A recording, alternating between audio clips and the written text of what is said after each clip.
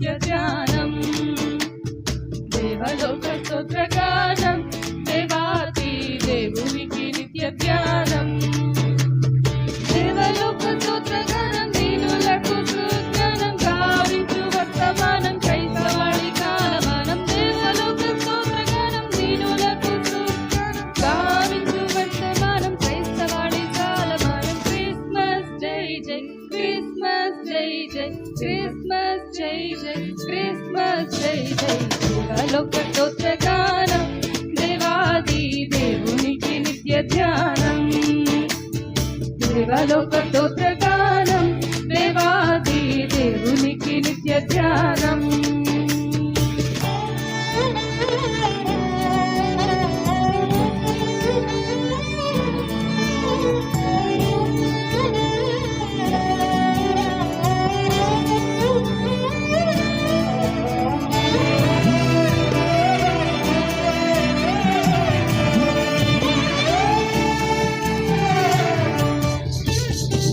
భూమికి శాంతి దానం, స్తోత్రంబు పూర్తి చేయగల విధానం. భూమికి శాంతి దానం, స్తోత్రంబు పూర్తి చేయగల విధానం. భూమికి శాంతి దానం, పొందు దేవస్థనం, క్షేమము సమాధానం, క్రీస్తు దిశ కాలమానం. భూమికి శాంతి దానం, పొందు దేవస్థనం, క్షేమము సమాధానం, క్రీస్తు దిశ కాలమానం. క్రిస్మస్ జై జై, క్రిస్మస్ జై జై, క్రిస్మస్ జై జై, క్రిస్మస్ జై జై. దేవలోక స్తోత్రగానం, దేవాది దేవునికి నిత్య ధ్యానం. దేవలోక స్తోత్రగానం, దేవాది దేవునికి నిత్య ధ్యానం.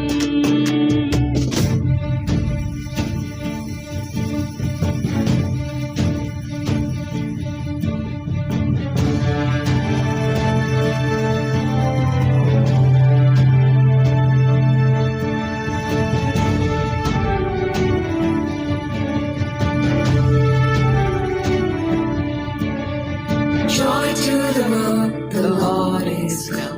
Let earth receive her King. Let every heart prepare him room. And heaven nature sing, and heaven nature sing, and heaven and nature sing. సర్వలోక రక్షణార్థం ఈ వార్త చాటించుట ప్రధానం. సర్వలోక రక్షణార్థం ఈ వార్త చాటించుట ప్రధానం. సర్వలోక రక్షణార్థం చాటించుట ప్రధానం. సర్వదేవ సన్నిధానం, సర్వలోక కాలమానం. సర్వలోక రక్షణార్థం చాటించుట ప్రధానం. సర్వదేవ సన్నిధానం, సర్వలోక కాలమానం. క్రిస్మస్ జై జై, క్రిస్మస్ జై జై, క్రిస్మస్ జై జై, క్రిస్మస్ జై జై. దేవలోక స్తోత్రగానం, దేవాది దేవునికి నిత్య ధ్యానం.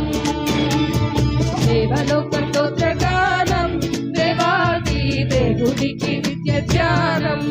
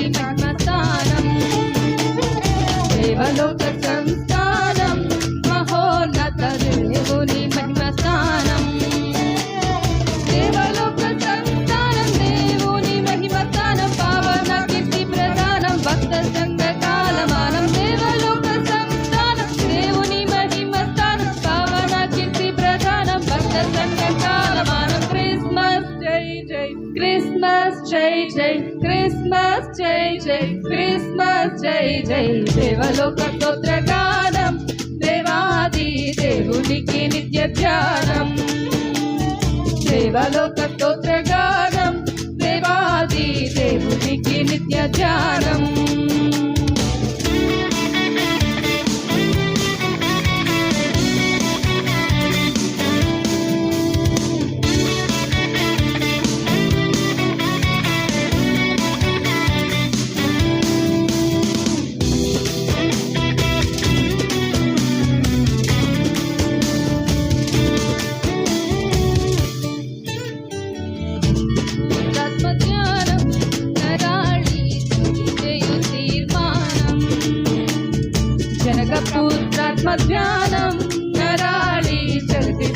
తీర్మానం జగత్పుత్ర జ్ఞానం జగతి చేయు తీర్మానం జడలు తెచ్చు సంధానం నీనా కాలమానం జగత్పుత్ర జ్ఞానం జగతి చేయు తీర్మానం జడలు తెచ్చు సంధానం నీనా కాలమానం క్రిస్మస్ జై జై క్రిస్మస్ జై జై క్రిస్మస్ జై జై క్రిస్మస్ జై జై శివలోక స్తోత్రగానం దేవాది దేవునికి నిత్య ధ్యానం దేవలోక స్తోత్రగానం దేవాది దేవునికి నిత్య ధ్యానం దేవలోక స్తోత్రగానం దీయులకు సుజ్ఞానం గావించు వర్తమానం క్రైస్తవాడి కాలమానం దేవలోక స్తోత్రగానం దీనులకు సుజ్ఞానం గావించు వర్తమానం క్రైస్తవాడి కాలమానం క్రిస్మస్ జై జై క్రిస్మస్ జై జై క్రిస్మస్ జై జై క్రిస్మస్ జై జై దేవలోక స్తోత్రగానం దేవాది దేవునికి నిత్య ధ్యానం దేవలోక స్తోత్రగానం దేవాది దేవునికి నిత్య ధ్యానం. సంవత్సరాల క్రితం ప్రభు అయిన యేసు సాక్షాత్తు మానవ రూపముతో జన్మించిన ఈ శుభ సందర్భాన్ని మనమందరం జ్ఞాపకం చేసుకుంటున్నాం. అయితే ఇక్కడ ఒక మాట తరచుగా వ్రాయబడి ఉంది. అంటే ఈ అధ్యాయంలో ఈ సందర్భంలో యేసు పుట్టిన సందర్భంలో అంటే మొట్టమొదటిగా యేసు ప్రభు వచ్చింది ఎందుకని తెలుస్తుంది అంటే అందరి భయాన్ని పోగొట్టడానికి యేసు ప్రభు వచ్చాడు. మొట్టమొదటిగా భయము ఎవరితో? మరియతో. మరియ దగ్గరకు వచ్చి గబ్రియేలు దూత భయపడకు అని అన్నాడు. భయపడకు. యేసు ప్రభు వచ్చింది ఏంటంటే భయపడకు. అలా మరియతో తర్వాత యోసేపు దగ్గరికి వెళ్ళి కూడా యోసేపు నీ భార్య అయిన మరియను చేర్చుకోవడానికి భయపడొద్దు. ఏమండి? భయపడొద్దు. ఆ తర్వాత గొర్రెల కాపరులతో అందరితో భయపడొద్దు భయపడొద్దు భయపడొద్దు. యేసు ప్రభు పుట్టింది ఏమండి? ఈ రోజుల్లో మనుషులను వెంటాడేది అదే కదా. భయమేనా రేపు ఏం జరుగుతుందో. భర్త అంటే భార్యకి భయం, భార్య అంటే భర్తకు భయం, అత్త అంటే కోడలకు భయం. అట్లా ఎన్ని భయాలో. తెల్లారు లెగిస్తే ఉద్యోగం అంటే మనుషులకు భయం. అలా రకరకాల భయాలు. కానీ ఆ భయాన్ని తీసివేయడానికి ప్రభు అయిన యేసు ఈరోజు నరరూపం ఎత్తి తన బిడ్డలు రక్తమాంసములు గలవారైనందున ఆయన మన మధ్యలో అంటే మానవ ప్రజలకు పాప పరిహారం కోసం జన్మించిన ఈ శుభ సందర్భం నాడు, ఈ క్రిస్మస్ నాడు మీ అందరికీ హ్యాపీ క్రిస్మస్. మీ అందరికీ ఈ మా కుటుంబం తరపున శుభాకాంక్షలు తెలియజేస్తున్నాను. కాబట్టి ఈరోజు ఈ వాక్యాన్ని మనందరి హృదయాల్లో భద్రపరచును గాక. ఆమేన్. ఇంత ముక్కలైపోయినాయి మానవ జాతిని తండ్రి అని ఎందుకు రివీల్ చేస్తుండే తెలుసా? ఆయన తిరిగి మనల్ని కుటుంబంగా మార్చబోతున్నాడు. ఇగో క్రిస్మస్ అంటే ఇది. క్రిస్మస్ అంటే ఆయన సమాధానం. క్రిస్మస్ అంటే ఆయన తండ్రి కుటుంబంగా నిర్మించి క్రిస్మస్ ఆయన కుటుంబంగా కట్టబోతున్నాడు అనే దానికి ఒక ఇండికేషన్. యేసు క్రీస్తు ఈ భూమి మీద పుట్టుట బాలుడిగా వచ్చాడు కాదు, ఆయన రాజుగా ప్రత్యక్షమయ్యాడు. యేసు క్రీస్తు ప్రభువారు ఈ భూమి మీదకి వచ్చుట అంధకార దురాత్మ దయ్యపు శక్తులకు యుద్ధాన్ని ప్రకటిస్తున్నాడు. ఇవన్నీ చెప్పడానికి ఈ టైంలో మన టైం తక్కువ ఉంది కనుక మనం క్లోజ్ చేసుకుంటానికి ఓ 4 మాటలు గుర్తు చేస్తానని కదా, ఆ మాటల దగ్గరికి వెళ్దాం. నాకెళ్ళి చూడండి. ఇలాంటివన్నీ ఎవరు తీసుకొస్తున్నారట? ఏలయనగా మనకు శిశువు పుట్టెను, కుమారుడు అనుగ్రహింపబడెను, ఆయన భుజం మీద ఈ మాట ఒకటి చెప్పండి, రాజ్యభారం. ఆయన కుమారుడట, ఆయన శిశువట, ఆయన భుజాల మీద ఒక రాజ్యభారం ఉందట. ఆ రాజ్యాన్ని తీసుకొని వస్తున్నాడట. ఏ రాజ్యం? నీ రాజ్యం వచ్చునుగా కానీ ప్రార్థించామే, ఆ రాజ్యాన్ని తీసుకొస్తున్నాడట. ఇంతకు ఆ రాజ్యం ఏంది? ప్రస్తుతం భూమి మీద ఉన్న రాజ్యాల పరిస్థితి ఒక్క మాటలో జ్ఞాపకం చేసుకుందాం. జాగ్రత్తగా ఇటు ఆలోచన చేయండి. భూమి మీద ఉన్న రాజ్యాల సంగతి ఒక్క మాటలో గుర్తు చేసుకుందాం. ఎలాంటి రాజ్యాలు ఉన్నాయి? ఆలోచన చేద్దామా? ఈ ప్రపంచంలో బోలెడన్ని సామ్రాజ్యాలు పుట్టాయి. సామ్రాజ్యాలు బలమున్నోడిదే రాజ్యం అన్న మాట విన్నారు కదా. ఇప్పుడంటే కాన్స్టిట్యూషన్ ఉంది, డెమోక్రసీ ఉంది. ఇప్పుడు చక్కగా ఎవరి ఓటు వారు వేసుకొని ఒక రాజ్యాలను ఎవరి ప్రభుత్వాలను ప్రజలే నిర్మించుకుంటున్న కాలంలో బ్రతుకుతున్నప్పటికీ కాలములో ప్రయాణం అవుతున్న ఈవేళ అధునాతనంగా ఆధునికంగా మానవుడు అభివృద్ధి చెందుతూ మనము పాత పద్ధతిలో రాజరికపు వ్యవస్థలో మనుషుడు బ్రతికి బంధించబడకూడదని చెప్పేసి మనుషుడు రాజ్యాన్ని వాడే ఎన్నుకోవాలని డెమోక్రసీ ప్రపంచాన్ని నిర్మించుకున్నాడు. బాగా ఆలోచన చేయండి. 4 మాటలు మీకు అవసరమైన చెప్పి నేను ముగిస్తాను. ఒక్క మాట, ఇది ఒక పునాదిగా చెప్పనేయండి. గట్టిగా స్తోత్రం అనండిగా. హల్లెలూయా. మనుషుడు రాజరిక వ్యవస్థలో బ్రతుకుతుండగా ఆధునికంగా మానవుడు డెమోక్రసీ పరిపాలన ఓటు ద్వారా సంపాదించుకొని ఎవరికి వారు స్వాతంత్రంగా బ్రతుకుతున్న కాలంలో కూడా ఇంకా బానిసగానే ఉన్నాడు. అందులో డౌట్ ఏమీ లేదు. ఆ మాటలు గుర్తు చేస్తున్నాను. ఈ ప్రపంచ రాజ్యాల్లో ఒకప్పుడు ఎలాంటి బలమున్నోడిదే రాజ్యం అంటే ఒక చిన్న భౌగోళిక ఏరియాలో ఆ ఏరియాలో ఎవడైతే బలం ఉందో ఆ బలమున్నోడు అక్కడ ప్రజలందరినీ వాడి బలం చేత వాడే రాజై పరిపాలించేవాడు. అలాంటి రాజ్యాలు చరిత్రలో చాలా ఉన్నాయి. బాగా వినాలి. ఎవరి రాజ్యమైనా ఎలా ఉండదంటే వాడికున్న బలం చేత అక్కడున్న ప్రజల్ని బంధించో లేకపోతే వారి దగ్గర ట్యాక్సులు వసూలు చేసో ఆ వసూలు చేసిన ట్యాక్సులతో వాడి రాజ్యాన్ని కూలిపోకుండా పక్క రాజ్యం చేత సమాధానంగా ఉండటానికి ఆ రాజ్యాన్ని కప్పం కట్టి ప్రజల్ని బంధించి ఎప్పటికప్పటికి వాడి రాజ్యం, వాడి సింహాసనం, వాడి పిల్లలు ఉండేంతగా వారు కోటల్లో బ్రతుకుతూ వారు గుహలలో బ్రతుకుతూ వారు సేఫ్టీగా బ్రతుకుతూ వారికి ఎటువంటి ప్రాణహాని లేకుండా బ్రతుకుతూ వారి కింద ఉన్న వారిని వారి ప్రాణాలకు ఆసరాగా తయారు చేసుకున్న రాజ్యాలు బోల్డెన్ ఉన్నాయి. అలాంటి రాజ్యాల కాలంలో ప్రజలను చంపి ప్రజలను బంధించి, బాగా వినాలి, ప్రజలను చంపి ప్రజలను బంధించి ప్రజల డబ్బులు వాడుకొని ప్రజల ట్యాక్సులు వాడుకొని ప్రజల ద్వారా అభివృద్ధి పొందినటువంటి ప్రజల ద్వారా పోగు చేయబడిన మనుషుల ద్వారా పోగు చేయబడినటువంటి వినాలి మనుషుల ద్వారా పోగు చేయబడిన పని చేయబడినటువంటి వాటి ద్వారా ఆ రాజ్యం, ఆ రాజుకోట నిలబడి ఆయన సింహాసనం మీద ఎల్లప్పుడూ ఉంటున్నాడు. అలాంటి రాజ్యాల పరిపాలనలో మన రాజు, మనం ఆరాధిస్తున్న రాజు ఆయన మనుషులను బంధించి మనుషుల ప్రాణాల మీద, మనుషుల ప్రాణాల మీద, మనుషుల రక్తమాంసాల మీద ఆయన ఒక సింహాసనాన్ని స్థాపించడానికి కాదు, ఆ మనుషుల కొరకు ఆయనే ప్రాణం పెట్టి ఆయన రాజ్యాన్ని కట్టబోతున్నాడు. Hello, praise the lord. కొంచెమైనా సంతోషంగా ఉందా మీరు? ఈ మాట బైబిల్ ప్రపంచంలో ఏ రాజ్యమైనా చూడండి, ప్రపంచంలో చరిత్ర పుస్తకాల్లో మనం చూస్తే రాజుల గురించి రాయబడ్డది.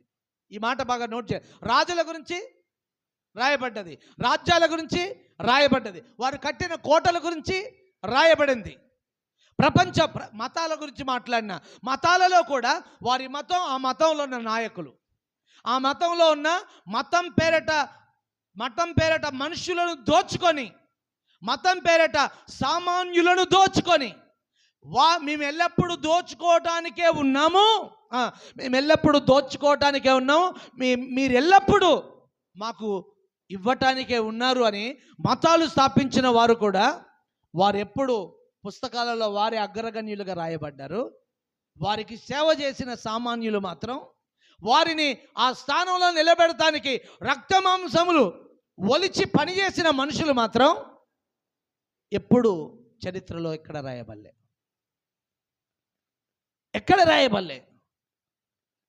మీకు ఒక ఎగ్జాంపుల్ చెప్తాను.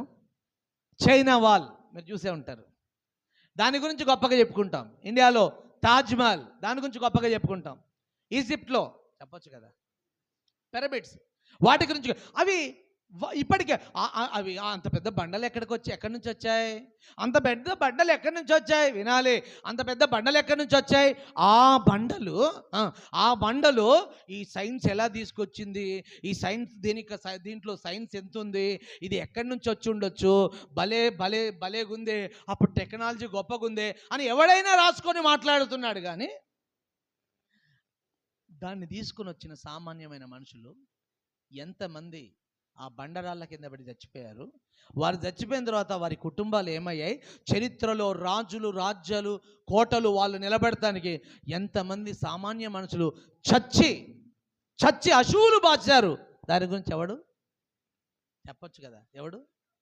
కానీ బైబిల్ అలాంటి రాజ్యం కాదు. ఇది బైబిల్ రాజుల గురించి, రాజ్యాల గురించి, గనుల గురించి, గొప్పవాళ్ళ గురించి, వాళ్ళు కట్టుకున్న కోటల గురించి రాసింది కాదు. ఇది కుష్ఠరోగి గురించి రాసింది. హలో, ఇది పక్షవాయువు రోగం కలిగిన వాడి గురించి, ప్రతి మనిషి గురించి బాధ్యత తీసుకొని పట్టించుకుంటున్న అన్న దేవుని విలువలను గురించి రాసింది బైబిల్. హలో, దేవునికి స్తోత్రం. అలాంటి రాజ్యాలున్న కాలంలో ఆయన ఒక రాజ్యాన్ని పట్టుకొచ్చాడు. ఆయన ఒక శిశువు ఒక రాజ్యాన్ని పట్టుకో. ఆ రాజ్యం ఎలాగుంటుందో తెలుసా? ఆ రాజ్యం ఎలాగుంటుందో 5 మాటల్లో మనం చూసాం. ఆ రాజు ఎలా వచ్చాడో 4 మాటలు చెప్పి క్లోజ్ చేస్తా. 4 మాటలు.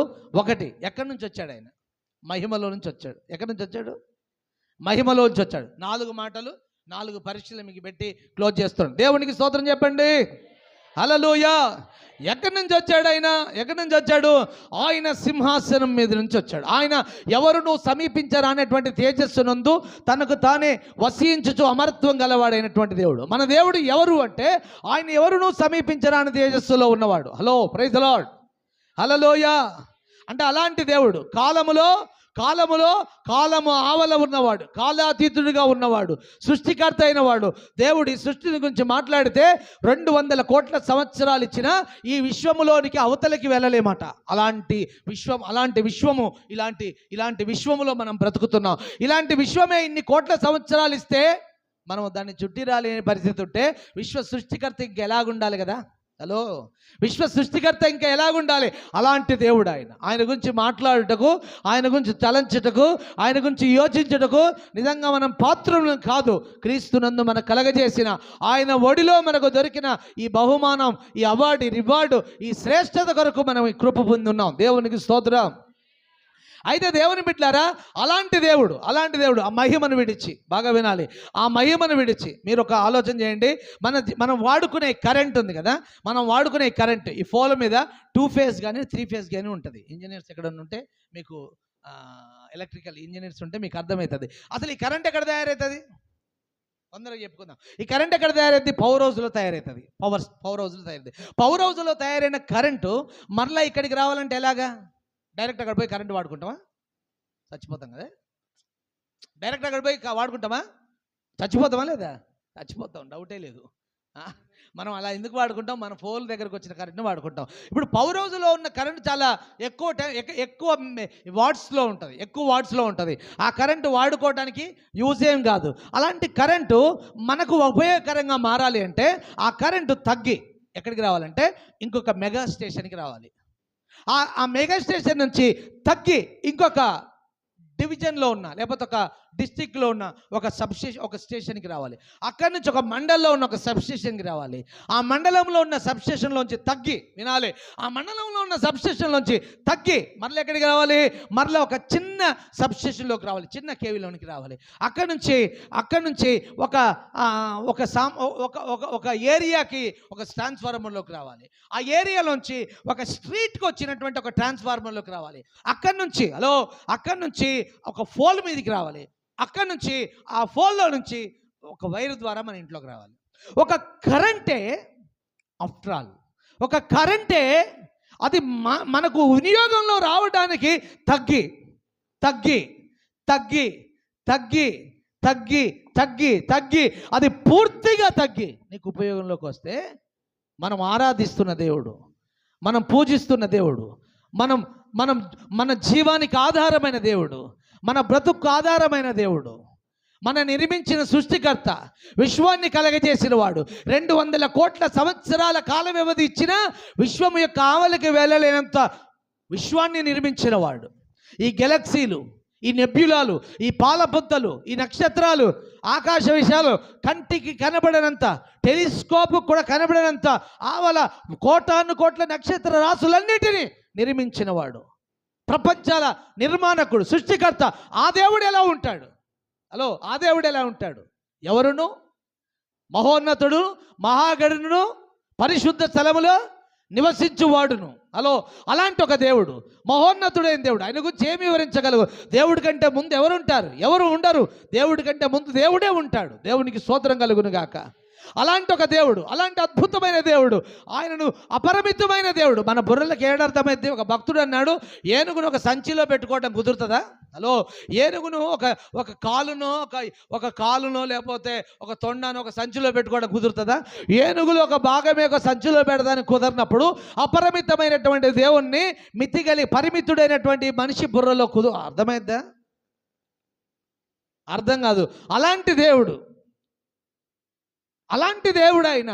ఆ దేవుడు నీకు నాకు అర్థం కావటానికి, నీకు నాకు ఉపయోగంలో రావటానికి, నీకు నాకు అందుబాటులోకి రావటానికి, నీకు నాకు అర్థమయ్యే కండిషన్లోకి రావటానికి, నీకు నాకు దగ్గరకు వచ్చి ప్రేమించడానికి ఎంత తగ్గి ఉండొచ్చు? తగ్గి పూర్తిగా తగ్గి దాసుడి స్వరూపం ధరించి తగ్గి సింహాసనం ఏం తక్కువ? సింహాసనం లేదా అక్కడ? ఒక మాట చెప్పాలి, సింహాసనం లేదా? దేవదూతలందరూ ఇదేంది? దేవదూతలందరూ ఆశ్చర్యపోతున్నారు. దేవుడు అంటే సృష్టికర్త, మేము రోజు పరిశుద్ధుడు అని మాన కొనియాడుతూ ఆరాధిస్తున్నాం. ఆయన పోయేసేసి మానవతారుడుగా అక్కడికి వెళ్ళిపోతున్నాడు అని ఒక ఊరికే మనం అర్థం చేసుకోవడానికి ఈ భాష వాడుతున్నాను. ఆశ్చర్యపోరంటారా? మేమేమో ఇక్కడ సింహాసనం ఉంది, ఇక్కడ ఆరాధన ఉంది, ఇక్కడ స్తుతి స్తోత్రాలు ఉన్నాయి, ఇక్కడ ఘనత ఉంది, ఇక్కడ ఇలాంటి ఒక మహిమలోంచి ఈ దేవుడు ఇంత తగ్గించుకొని అక్కడికి పోతున్నాడని ఆశ్చర్యపోరంటారా దూతలు? ఇప్పుడు ఒక క్లర్క్ అటెండర్ అవుతాడా? ఇక్కడ వచ్చిన వాళ్ళే మన స్థానం కొద్దిగా తగ్గితే మనం ఫీల్ కామా? చాలా ఫీల్ అవుతాం కదా. మన స్థానం కొద్దిగా తగ్గితే చాలా ఫీల్ అయిపోతాం కదా. నేను ఒక మాట చెప్తే పూట తొందరగా మాట్లాడుకుందాం, జస్ట్ టకటక. ఇలాంటి దేవుడు, ఇలాంటి బలవంతుడైన దేవుడు, అదృశ్యుడైన దేవుడు దృశ్యుడిగా, జన్మమే లేని దేవుడు జన్మించిన వాడిగా, మరణమే లేని దేవుడు మరణించిన వాడిగా, అర్థం కాని అగోచరుడు అర్థమయ్యేవాడిగా, ఎప్పటికీ చూడలేనటువంటి ఆ దేవుడు చూడటానికి అందుబాటులో వచ్చిన వాడిగా తగ్గి వచ్చాడు. ప్రభువుని అడిగితే, ప్రభు ఈ క్రిస్మస్ ఏందో నీకు అర్థం కావాలి. ఇంతకుముందు చెప్పిన కదా, ఆ మాటలన్నిటిలోంచి ఈ సారాంశాన్ని మీకు అందించి క్లోజ్ చేస్తా. ప్రభు, ఈ సింహాసనాన్ని విడిచావు, ఈ రాజ్యాన్ని విడిచావు, ఈ మహిమను విడిచావు, ఈ సంతోషాన్ని విడిచావు, ఈ పరలోకాన్ని విడిచావు, ఈ నిత్యత్వాన్ని విడిచావు, ఈ మహిమను విడిచావు, ఈ మహిమను విడిచావు, ఈ అంతస్తుని విడిచావు, ఇదంతా విడిచి ఇక్కడికి ఎందుకు వచ్చావు ప్రభువా అంటే, ప్రభు అంటాడు ప్రభు అంటాడు వాటన్నిటికి. ఈరోజు క్రిస్మస్ ఏందో తెలుసా? మహిమ కంటే, పరలోకం కంటే, నిత్యత్వం కంటే, ఆ మహిమ కంటే, ఆ సింహాసనం కంటే, ఆ దేవదూతల ఆరాధన కంటే వాటన్నిటిని వద్దని అవన్నీ పక్కకు పెట్టేసి, ఇగో ఇక్కడ మనలాగా నీ దగ్గరికి నా దగ్గరికి వచ్చావు ఎందుకు ప్రభు అంటే, వాటన్నిటికంటే నీతో ఉండటమే నాకు ఇష్టం అని వచ్చేసాడు ఆయన. హలో, మీరు దీని కూడా సంతోషం లేదా? స్తోత్రం. వాటన్నిటికంటే నీతో ఉండటమే నాకు సంతోషం అని చెప్పి ఇప్పుడు ప్రభువుతో క్రిస్మస్ అంటే తెలుసా? క్రిస్మస్ అంటే ఏంటో తెలుసా?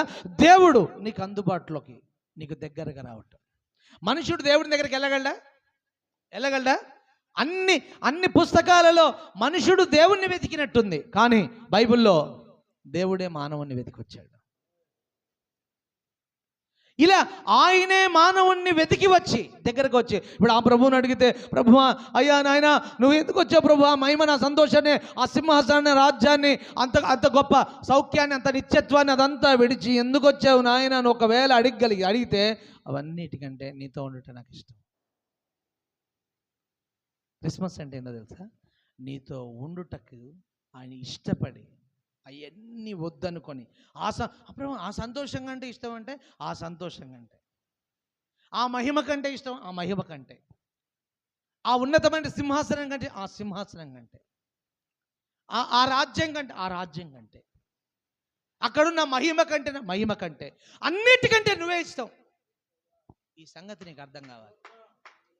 హల్లెలూయా. అయితే ఈరోజు ఆ దేవుడు ఇంత తగ్గి నీకు దగ్గరకు వచ్చాడు కదా, అది క్రిస్మస్ కదా. ఇప్పుడు నువ్వు కూడా అంత తగ్గి ఆయన దగ్గర రాగలిగితే నీ జీవితంలో అది క్రిస్మస్. అంటే ఇప్పుడు నువ్వు చెప్పాలి, నాకు లోకం కంటే, లోకంలో ఉన్న సకల సింహాసనాల కంటే, లోకంలో ఉన్న ప్రయారిటీస్ కంటే, లోకంలో ఉన్నతమైన పరిస్థితుల కంటే, లోకంలో నిలవైన వారి కంటే, లోకంలో నా ప్రాణము కంటే, అన్నిటికంటే ఆయన అన్నిటికంటే నువ్వే ముఖ్యమని నీ దగ్గర దిగి వచ్చినప్పుడు, అన్నిటికంటే నాకు నువ్వే ముఖ్యమని నువ్వు ఆయన సన్నిధికి రాగలిగితే, నువ్వు ఆయన పొందుకు రాగలిగితే, నువ్వు ఆయన పాదాల దగ్గర రాగలిగితే, నువ్వు ఆయన సమీపించగలిగితే, నువ్వు ఆయన సహవాసానికి రాగలిగితే, నువ్వు ఆయన ప్రభుత్వం కిందికి రాగలిగితే, నువ్వు ఆయన సిద్ధము కిందికి రాగలిగితే, నువ్వు ఆయన మాటల కిందికి రాగలిగితే, అలా ఆయనకు అన్నిటికంటే నేను ఆయన దగ్గరికి రావటమే నాకు ప్రాముఖ్యం, దాని కొరకు నేను ఎంత తగ్గిపోయినా పర్వాలేదు అన్ను రాగలిగితే, నీ జీవితంలో ఇది వాస్తవమైన క్రిస్మస్. దేవునికి స్తోత్రం. మొదటిది చెప్పాను, క్రిస్మస్ అంటే ఆయన నీ యొద్దకు రావటం. అది నీ జీవితంలో నెరవేరంటే నువ్వు ఆయన దగ్గరికి రావాలి. ఎలా రావాలి తెలుసా? నా కన్నీటికంటే నీ యొద్దకు రావటమే ముఖ్యం. ఈరోజు మందిరానికి రావడం, క్రైస్తవులుగా ఉన్న మనకు మందిరాన్ని చాలా దూరస్తులుగా ఉండిపోయి, ఇక్కడికి వచ్చిన వారిలో కూడా ఎవరన్నా ఈ క్రిస్మస్ పండుగ సంతోషాన్ని బట్టి పండుగని వచ్చిన వారు ఉంటారేమో. అన్నా నీకోసం, అక్క నీకోసం ఒకవేళ ప్రభు మాట్లాడుతున్నాడేమో. ఆయన నీతో ఉండుటకు అంత విడిచిపెట్టి, ఆ మహిమ కంటే, ఆ సంతోషం కంటే, ఆ సింహాసనానికంటే, సింహాసనాన్ని విడిచి సిలువకు వచ్చినాడు కదా, మహిమను విడిచి మట్టికొచ్చినాడు కదా, జీవాన్ని విడిచి మరణానికి వచ్చినాడు కదా, పుట్టుకే లేనివాడు పుడతానికి వచ్చినాడు కదా, ఆయన రాజు అయి ఉన్నవాడు దాసుడిగా వచ్చాడు కదా. అరే అంత తగ్గెందుకు వచ్చాడంటే నీతో ఉండాలని. అయితే క్రిస్మస్కి ఒక్కరోజు వచ్చి నేను ప్రభుతో ఉన్నా అంటే ఇది క్రిస్మస్ కాదు. నీవు కూడా ప్రభువా ఈరోజు కమిట్మెంట్ చేస్తున్నాను, నా జీవితంలో ఏది నాకు ప్రాముఖ్యం కాదు, నా జీవితంలో నా డబ్బు నాకు సంతోషం, నా డబ్బు ఈరోజు చెప్పగలుగుతామా? ఈరోజు ఏది నాకు ప్రాముఖ్యం కాదు, నీతో ఉండుటే నాకు ప్రాముఖ్యం అని కమిట్మెంట్ తీసుకుంటే ఇది నీ క్రిస్మస్. హలో,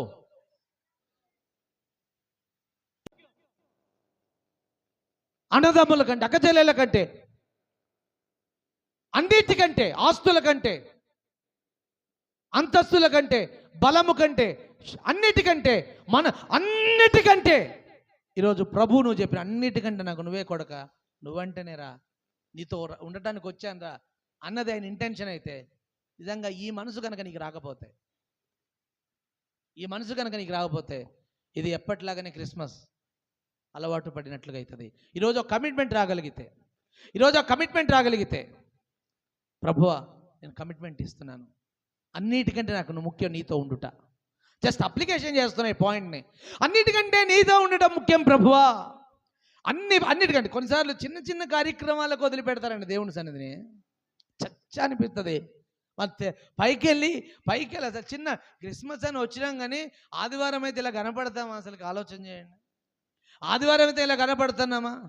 దేవుని సన్నిధికి రావాలన్నా, ప్రార్థనలో కూర్చోవాలన్నా, నీలో ఉన్న పనికిరాని అంటే ప్రభుతో ఉండకుండా, ప్రభుతో కలవకుండా, ప్రార్థనలో ఉండకుండా, వాక్యములో ఉండకుండా, దేవునితో గడపకుండా, వాక్య ధ్యానం లేకుండా, దేవునికి సమయాన్ని ఇవ్వకుండా, దేవునితో నిన్ను ఏకం చేయకుండా అభ్యంతరపరుస్తున్న ప్రతి ఆటంకాన్ని నువ్వు ద్వేషించి తెగ నరికి ప్రభువు దగ్గరికి రాగలిగినంత మక్కువ, దేవుడి మీద చూపెట్టగలిగిన ఒక కమిట్మెంట్ ఈరోజు నువ్వు ఇవ్వగలిగితే, ఆయన నా యొద్దకు రావటం అంత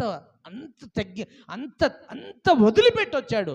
నేను కూడా ప్రభు దగ్గర రావటానికి నాకు ఇష్టమైన అన్నీ వదిలిపెట్టి దేవుడితో ఉండటమే నాకు ఇష్టం అన్నట్టుగా. పక్కన వాళ్ళు తిరిగి చెప్పండి, ప్రభు నీ దగ్గరికి రావటానికి.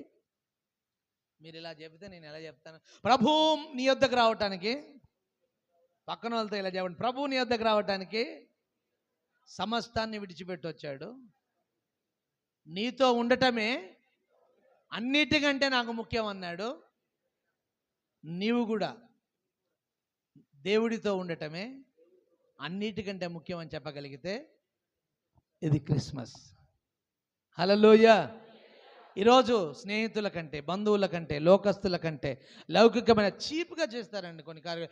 చిన్న అసలు పనికిరాని కార్యాన్ని కూడా వారు దేవుని సన్నిధిని నెగ్లెక్ట్. సరే కాలు ఇరిగిందో చేయి ఇరిగిందో సమస్య వచ్చిందో సరే ఎక్స్క్యూజ్ అడుగుదాం, కానీ అరే చిన్న సంగతిలో కూడా దేవుని సన్నిధికి రాలేని ఒక బలహీనమైన స్థితిలో ఉంటే ఇది నీ బ్రతుకులో నువ్వు ఎలాగా క్రిస్మస్ అని అవుతుంది. ఇది రెండవ మాట నేర్చుకుందాం. ఒకటి, ఆయన నీతో ఉండటకు వచ్చిన, నీవు ఆయనతో ఉండటకు రాగలిగిన ఒక సమర్పణ, కమిట్మెంట్ నీకు రాగలిగితే అది నీ జీవితంలో క్రిస్మస్ అవుతుంది. లేకపోతే ఈ చలిలో వచ్చి కూర్చొని ఉత్తగా నిలిపోయినట్టుంటుంది కథ, అంతే. గట్టిగా స్తోత్రం. రెండవది ఆయన ఈ భూమి మీద రావడానికి ఏం చేశాడంటే ప్రాణం పెడతానికి వచ్చాడు. రైటా? ఇప్పుడు యేసయ్య రక్తం ప్రాముఖ్యమా? యేసయ్య రక్తం విలువైందా? మనం విలువైన వాళ్ళం? అందరు చెప్పండి. క్లియరా తమ్ముడా? క్లియరా? యేసయ్య రక్తమే విలువైంది. మనకంటే ఆయన రక్తమే మనకు విలువ ఉందా ఏమన్నా? ఏ విలువలేని అభాగ్యుడను నేను. ఏ విలువ?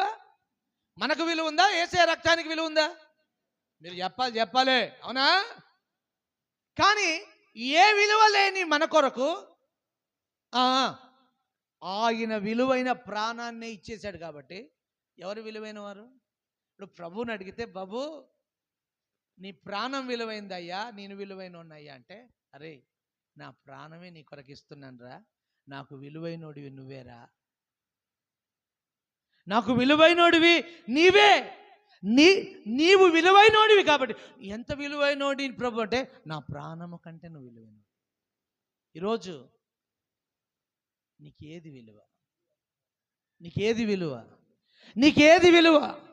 ప్రభు చెప్పినట్లుగా అన్నిటికంటే ఈ లౌకిక ఈ ప్రకృతి ప్రపంచం, లౌకిక ప్రపంచంలో, ఈ భూమి మీద అన్నిటికంటే అన్ని కార్యక్రమాల కంటే, అన్ని కంఫర్ట్ లైఫ్ల కంటే, అన్ని సెక్యూర్డ్ లైఫ్ కంటే, మన బట్టల కంటే, మన జీవితం కంటే, మన ప్రాణము కంటే, మన పిల్లల కంటే, అన్నిటికంటే ప్రభువు నాకు విలువైన. నువ్వు చెప్పగలుగుతా? హలో, చెప్పగలుగుతా? అది మన క్రిస్మస్. దేవునికి స్తోత్రం కలుగును గాక. హల్లెలూయా. మూడో మాట నేను చెప్పేసి క్లోజ్ చేస్తాను ఈ ఒక్క మాటతో. ఆయన తన ప్రాణాన్ని మనకిచ్చాడు, తన కుమారత్వాన్ని మనకిచ్చాడు, తన మహిమను మనకిచ్చాడు. ఒక మాటతో ఈ మాటతో క్లోజ్ చేద్దాం. మొత్తం మనకి ఇచ్చేసాడు. ఆయన జీవితాన్ని ఇచ్చాడు, ఆయన ఊపిరిని ఇచ్చాడు, ఆయన ప్రాణం ఇచ్చాడు, ఆయన బ్రతుకు మనకిచ్చాడు, ఆయన మహిమ మనకిచ్చాడు, ఆయన సింహాసనాన్ని మనకిచ్చాడు, ఆయన ఊపిరి మనకిచ్చాడు, ఆయన స్థానం మనకిచ్చాడు, ఆయన పోలిక మనకిచ్చాడు, ఆయన సింహాసనం మనకిచ్చాడు, ఆయన స్థానం మనకిచ్చాడు, ఆయననే మనకిచ్చాడు. క్రిస్మస్ ఏంటో తెలుసా? ఆయన మనకు పూర్తిగా ఇచ్చుకోవటం. క్రిస్మస్ మనకేం చెప్తుందంటే, ఒకటి, ఆయన మనతో ఉండుటకు రావుట. రెండు, ఆయన మనల్ని విలువైన వారిగా చూడుట. మూడు, ఆయన మరొకరకు అర్పణగా, త్యాగంగా మనకు ఇచ్చుకున్నవాడిగా మారుట.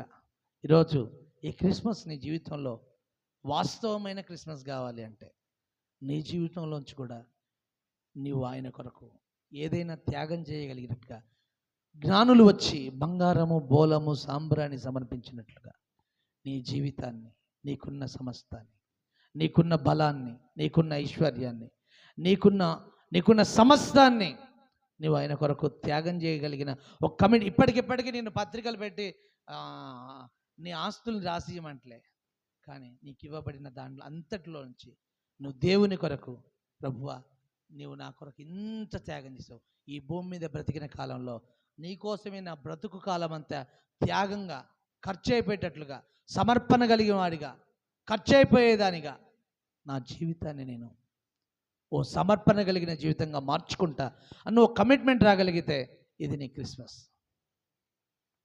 దేవుడు ఈ మాటలు దీవించును గాక. Thank you. Praise the lord. ప్రార్థన చేద్దాం. ప్రేమ కలిగిన పరిశుద్ధ తండ్రి, ఈ ఉదయకాలపు క్రిస్మస్ పండుగ రోజున మేమందరం కలిసి అన్నయ్య చర్చ్లో ఇలా కలిసి నేను కూడా పాలు పొంది మేమందరం కలిసి క్రిస్మస్ యొక్క ఆంతర్యములో ఉన్న సత్యాన్ని నేర్చుకొని మీ సన్నిధిలో ఎంతో ఆనందపడుతున్నాం. మీ మాటల ప్రకారం ఒక తీవ్రమైన తీర్మానంతో నీ బిడ్డలు నిలబడి నీతో ఉండుట ప్రభువా, నీవు నాతో ఉండుటకు సమస్తాన్ని విడిచిపెట్టి నాతో ఉండుటకు వచ్చినట్లుగా నేను కూడా మీతో ఉండుటకు సమస్తాన్ని విడిచిపెట్టి వస్తామని చెప్పినట్లుగా ప్రభువా, నువ్వు నాతో ఉండుటకు తగ్గించుకొని వచ్చినట్లుగా నేను కూడా నా జీవితంలో దీన మనసు కలిగి తగ్గింపు కలిగి నీతో గడుపుటకు తగ్గింపు కలిగిన దీన మనసు కలిగిన వ్యక్తిగా మారుతానని ఒక కమిట్మెంట్తో మేము ఈ పూట క్రిస్మస్ పండుగ రోజున ఒక సమర్పణతో వస్తున్నాం. ప్రభువా, మీరు మాకు సమస్తమును ఇచ్చి మా యుద్ధకు వచ్చినట్లుగా మేము కూడా సమస్తమును నీ గురించి కోల్పోయి మా జీవితకాలం అంతయు ఖర్చైన జీవితంగా మీ ఎదుట కనపరిచినట్లుగా ఒక మంచి తీర్మానంతో మీ దగ్గరికి వచ్చి ఈ పూట క్రిస్మస్ను ప్రభువా మేము సంపూర్ణతను ఎరుగునట్లుగా సహాయం చేయమని, ఈ బిడ్డలందరినీ దీవించమని, అనే సేవను అక్కను కుటుంబాన్ని బిడ్డలను దీవించమని యేసుక్రీస్తు పరిశుద్ధ నామంలో ప్రార్థన చేసి పెట్టుకొనిచున్నాము తండ్రి. ఆమేన్.